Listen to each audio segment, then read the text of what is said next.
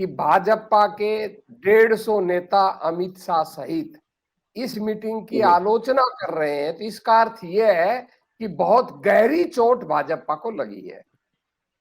और यदि गहरी चोट नहीं लगती और विपक्ष की एकता नहीं हो रही होती तो भाजपा और अमित शाह को 150 लोगों को कांग्रेस के विरोध में बयान दिलवाने की जरूरत नहीं थी।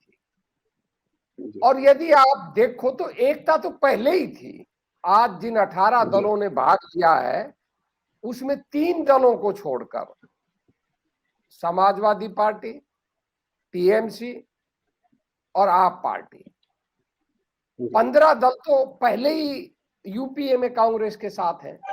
उन राज्यों के अंदर कांग्रेस का गठबंधन उनके साथ पहले से मौजूद है। कांग्रेस को गठबंधन अगर ये 18 दल ही शामिल किए जाएं तो केवल 3 दलों से ही गठबंधन करना है। टीएमसी से अंडरस्टैंडिंग करनी है, अखिलेश जी से अंडरस्टैंडिंग करनी है और आप पार्टी से अंडरस्टैंडिंग करनी है। ममता जी से अंडरस्टैंडिंग करने में कांग्रेस को कोई बहुत बड़ी समस्या होने वाली नहीं है, क्योंकि ममता जी खुद कांग्रेसी भी है और ममता जी बीजेपी के साथ जाने की स्थिति में नहीं है। यही स्थिति अखिलेश जी की है। अखिलेश जी अगर किसी भी हालत में बीजेपी से समझौता करते हैं तो उनका तो सारा वोट बैंक ही ध्वस्त हो जाएगा, तो वो भी बीजेपी के पास जाने की स्थिति में नहीं है। अखिलेश जी से भी समझौता कांग्रेस का हो जाएगा, सीट कम ज्यादा मिल जाएगी और वो कांग्रेस पहले ही कह चुकी है कि हम त्याग करने के लिए तैयार है। राहुल गांधी जी ने भी कह दिया, कार्यकर्ताओं की बैठक में ही कह दिया। रही आप पार्टी की बात, मेरा जो आपसे कहना है, मैं बड़ी कटु बात कहने का आदी हूं। अमित शाह जिस व्यक्ति को लेकर उछल रहे थे कि भाई एक व्यक्ति है जो बिगाड़ कर सकता है, वो जानते हैं आप उनका नाम वो कौन है, और उन्होंने बिगाड़ करने की पूरी कोशिश भी की, कुप्रयास भी किया और मीटिंग को हाईजैक करने की कोशिश भी की। वरना मीटिंग से पहले आपके प्रमुख प्रवक्ता को, जो मुख्य प्रवक्ता एक बहन प्रियंका उन्होंने बना रखी है, उनसे ये बयान दिलवाने की क्या जरूरत थी कि भाई राहुल गांधी की और बीजेपी की अंडरस्टैंडिंग हो गई। और एक ऐसा बयान दिलवाया गया जो राजनीतिक धरातल पर असत्य ही नहीं, महासत्य है, जो संभव ही नहीं है। 75 साल के भारतीय प्रजातांत्रिक इतिहास में आप कांग्रेस पर जितने चाहे आरोप लगाएं आप लगा सकते हैं, कांग्रेस की जितनी निंदा करना चाहे आप कर सकते हैं, वो आपका लोकतांत्रिक अधिकार है। पर इस देश के अंदर कोई भी विश्लेषक, राजनेता, राजनीतिक दल कम से कम कांग्रेस पे ये आरोप नहीं लगा सकता कि 75 साल में कभी भी कांग्रेस ने भाजपा से समझौता किया है। इस देश की एकमात्र पार्टी कांग्रेस है जिसने भाजपा से कभी समझौता नहीं किया, जबकि जितने भी क्षेत्रीय दल और विपक्षी दल हैं सभी ने, कम्युनिस्टों से लेकर सब ने कभी न कभी जनसंघ से लेकर भाजपा के साथ प्रत्यक्ष और अप्रत्यक्ष समझौता किया है। तो कांग्रेस कैसे समझौता करेगी? यही इस बात को इंगित करता है कि जिनके बल पर भ्रष्टाचार का आंदोलन चला था और जो सत्येंद्र जैन और मनीष सिसोदिया की गिरफ्तारी से पहले भाजपा की लाइन टो कर राजनीति करते थे, संसद के अंदर उनके हर प्रस्ताव का समर्थन करते थे, उनसे उनको आशा थी और वही आशा उन्होंने की।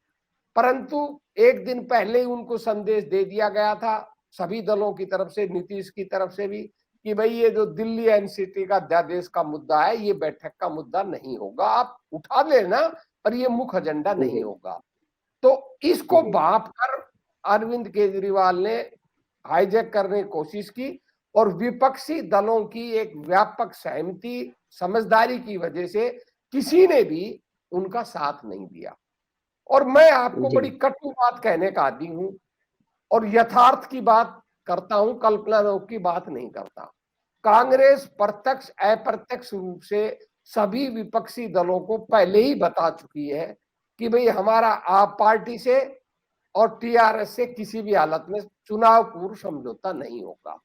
इनसे हमारा चुनाव पूर्व समझौता नहीं होगा, चुनाव के बाद हो सकता है। तभी विपक्षी दल कह रहे हैं कि 400 से 450 सीटों पर एक उम्मीदवार हो। यही बात कांग्रेस कह रही है, यही सारे दूसरे दल कह रहे हैं। 100-125 सीटों पर एक उम्मीदवार की बात ना कांग्रेस कह रही है और ना विपक्षी दल कह रहे हैं। और उन 100-125 सीटों में आप पार्टी के प्रभाव वाली पंजाब और हरियाणा की भी सीटें हैं, बीजेडी वाली भी है, टीआरएसएस वाली भी है और आंध्रा की भी है। पर क्योंकि आंध्रा की स्थिति हो सकता है कि आंध्रा में कांग्रेस का समझौता हो जाए, उसका कारण है कि वाईएसआर का जो घोर विरोधी टीडीपी है उससे बीजेपी का अलायंस हो रहा है। जब उसका उससे अलायंस हो जाएगा तो हो सकता है वाईएसआर कांग्रेस से समझौता कर ले। वो कर भी सकती है, नहीं भी कर सकती। और बीजेडी तो अप्रत्यक्ष रूप से भाजपा के साथ आज भी थी, कल भी है, परसों भी रहेगी। इसलिए कोई बहुत लंबा चौड़ा समस्या विपक्ष की एकता की नहीं होगी। विपक्ष की एकता हो चुकी है और शिमला के अंदर जो इनकी विधिवत रूप से इनका जो उभार होगा, विपक्ष की एकता का स्वरूप जिसे बोलते हैं, वो सामने आ जाएगा और वहां से राज्यों वाइज बात बनेगी। तो राज्य वाइज जो समस्या आने वाली है थोड़ी बहुत, वो आएगी बंगाल में, क्योंकि कांग्रेस लेफ्ट के साथ जाए या ममता के साथ जाए ये तय करना है। और उत्तर प्रदेश के अंदर सपा के साथ साथ बसपा को भी लिया जाए या ना लिया जाए ये तय करना है। इस व्यापक एकता के बाद मैं आपको बताऊं, आपके पास भी खबरें होंगी, बसपा भी कांग्रेस से अंदर खाने बात कर रही है और बसपा ने भी कांग्रेस से समझौता करने का प्रस्ताव दे दिया है। अब क्योंकि उत्तर प्रदेश और बंगाल को छोड़कर कहीं समस्या नहीं आने वाली, और मैं समझता हूं जो व्यापक समझदारी इन नेताओं ने दिखाई है, अखिलेश जी ने, ममता जी ने, उसके बाद कोई बहुत बड़ा समस्या नहीं आने वाली और कांग्रेस भी जिद पर नहीं अड़ने वाली। एकता हो चुकी है, बस ये तय होना है कि अरविंद केजरीवाल और टीआरएस ने क्या रोल अदा करना है। ये चुनाव के बाद कांग्रेस के साथ जाएंगे या अलग रहेंगे या भाजपा के साथ जाएंगे। और एक तय करना है जेडीएस ने कि भाई जेडीएस विपक्षी गठबंधन में रहेगी या भाजपा के गठबंधन में रहेगी। और वाईएसआर ने तय करना है कि वो कांग्रेस के साथ जाएगी या बीजेपी के साथ बनी रहेगी।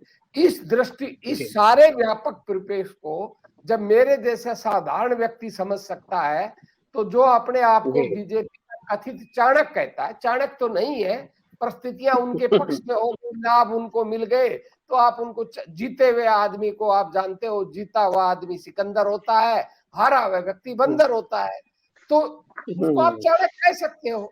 और इसलिए उनको भी पता है कि भाई तुम्हारे जैसे जेपी सिंह जी ने बहुत सही बात कही कि बीजेपी हारी हुई बाजी लड़ रही है, इसलिए वो दुष्प्रचार में जुटे हुए हैं। और पिछले 2-3 दिनों से जो तथाकथित गोदी मीडिया है वो ऐसे ऐसे सवाल खड़े कर रहा है, ऐसी ऐसी प्रायोजित खबरें दिखा रहा है कि भाई ये तो एकता होगी नहीं, ये नहीं होगा, कोई आएगा नहीं, पर उनके सारे मंसूबे ध्वस्त हो गए, सब आप भी गए और अरविंद केजरीवाल को छोड़कर किसी ने विरोध भी नहीं किया।